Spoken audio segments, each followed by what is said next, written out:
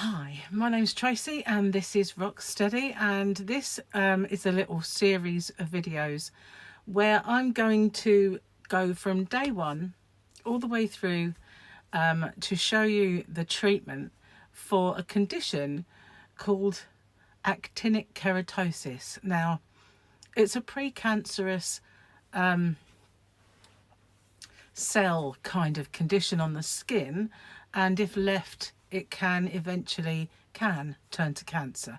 So it's not quite a cancer, but you need it treated.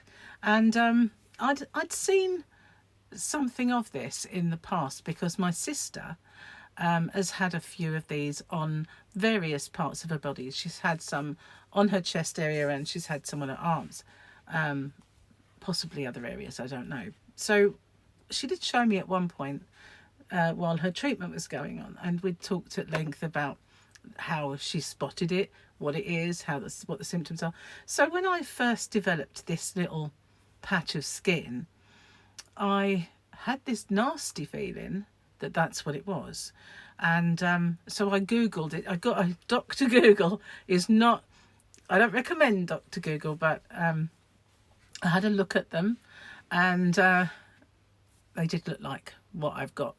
So but so did other things, you know. But I was kind of 99.9% sure that that's what it was. So I managed to send photographs into my GP because they have this thing called e-consult. So I'd sent it in, and e-consult told me that someone would be back in touch with me within 48 hours.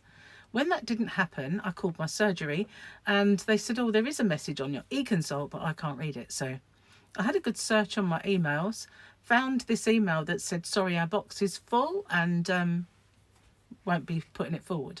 So for 2 days, I'd wasted the days because I didn't know about that.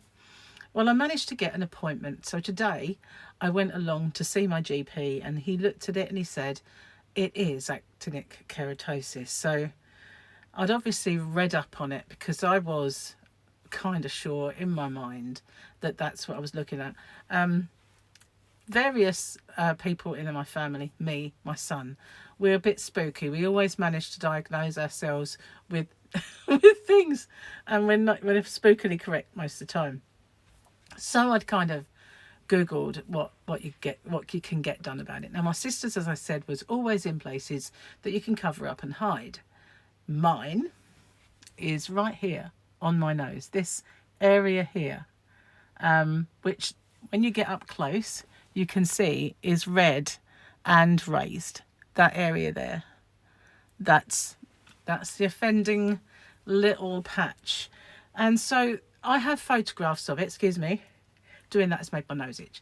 So I've had photographs of it which really show it. When you kind of get in the bathroom, aim your camera like this and you look down, it does look more or less crimson at times, and it has a kind of, I don't know if you can see it, but it does have a kind of a scaly skin texture, like it peels off. It's got like peeling, like a scaly, oh, it makes me have nose itch when I do that. Like a how can I put it? Almost as if you are peeling because you've been burnt by the sun. And that's what it's like. It's like a peeling or scaly effect. And flaky is another good word. That's what it was like at first. And so I slathered loads of moisturisers on it, and that kind of sorted it out for a while. But then I felt it and it was all back. All the loose skin, all the scaly bit was back. And so, yeah. What a place to have it, right on the tip, well, to one side of your nose. I mean, I've seen my sisters and I know what it looks like when you start using this cream, and it's not pretty, and it's going to be right there, right in the centre of my face, at the end of my nose. It's not going to be something that when you talk to me you're going to miss. It's not going to be something that I'm going to hide easily. Although I did ask the doctor if I can put a plaster on it when I go out. He looked it up and they said yes, you can put a dressing on it. Also, my partner Gary came up with a great idea that we've just had all of the pandemic and lockdown, and we all wore masks, did we not? So if you want to, you can always, when you're out in public and you don't want anyone to see you, just put on a mask. People will think you're just trying not to catch something or not to pass something on. So I thought that's actually a great idea, and I do have plenty of masks left over. So that's what I will do. You know what it was like during the pandemic in the summer wearing a mask, not very nice. But if I have to, that's kind of the way forward then. Okay, so this is the cream the Dot has given me. It's called Effudix, or Effudix. And what happens, you put this cream on and it burns away those cells that are affected, and nothing really looks any different for a while. It doesn't look manky, manky as I like to put it. It doesn't look like anything. But as it's burnt those away, then your own skin, because once you carry on, you get through to your skin, you know, your real unaffected skin.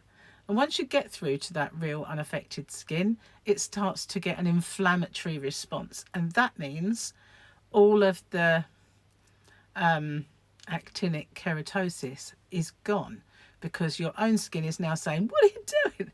Stop burning me, for goodness sake, are you mad? So you then get this, that's why it looks manky, because your own skin gets inflamed and says, oi missus, pay it in right now. So at that point you stop using the cream and let it heal up, but it doesn't look pretty at all. And that's what I'm not looking forward to in the slightest. Now, those of you who've been with me for a while will know that August the 4th this year is my 2nd anniversary of having major surgery for a cancer. I had oral cancer. It was on my tongue, which sometimes I get a little speech impediment. Other times I speak without anything, but it just depends on the scar tissue. I also have a scar running around here because I had 49 lymph nodes removed from my head and neck. And so, you know, never wanted to go down any of those roads ever again, obviously. No one ever does, but knowing what I faced then and the recovery I faced, I certainly didn't want a brush with another cancer. So this one, I guess it's pre-cancer. It's not a cancer. It's in its, you know, it's not actually demarked as a cancer, but it can lead that way if you don't do something about it. So I've got no choice but to do something about it. And obviously I don't like this red kind of raised patch on the end of my nose anyway. It does not like somebody goes up to you and like, oh, so she's got a funny nose. Most people don't even notice it. I mean, it looks red because I've been mucking about with it, prodding it and showing you and everything else. But most people can't even see it. You can just about see there's a shape there that doesn't belong. But when I'm like forwards on to people, you can't really see it. It looks red because I've not got powder on where I normally do, and my face does, but my nose hasn't. But when I went out, I put a bit of concealer on that part of my nose. You can't even see it. It's just you cannot see it. But you will soon. So you have to put a very thin layer.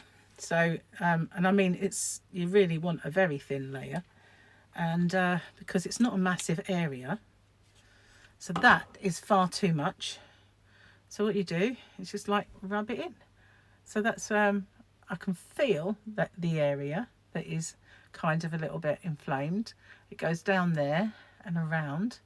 So, because I had all these silly kind of ideas that, okay, so what if I do get the wrong part of my skin? What if I don't get all of it? So, you know, you kind of, what can you do about that? How do you know what?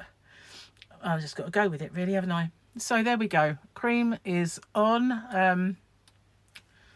I have to go wash my hands now.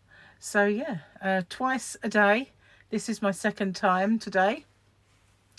Now my nose does look really red, but you know, it's going to look worse, that's for sure, before it looks any better. And that's what he said, it will get much, much worse before it gets better. So day 1, diagnosis and first day of cream. So far, so good. Anyway, I'm going to do, I don't know if I'll do every day, but I'll certainly do these periodically, and let you see what's happening and how this goes. I was in 2 minds. I really wondered, I really dry mouth, sorry. I was in 2 minds about whether just to go for the freeze-in option. And I asked him, does it hurt? And he said it's uncomfortable, but it doesn't really hurt. You can't numb it because you put more pain putting injection than you would actually freezing. So I thought, oh well. He said he'd go for the cream, so that's what I've done. Thanks for watching. I'll see you on the next one. Bye for now.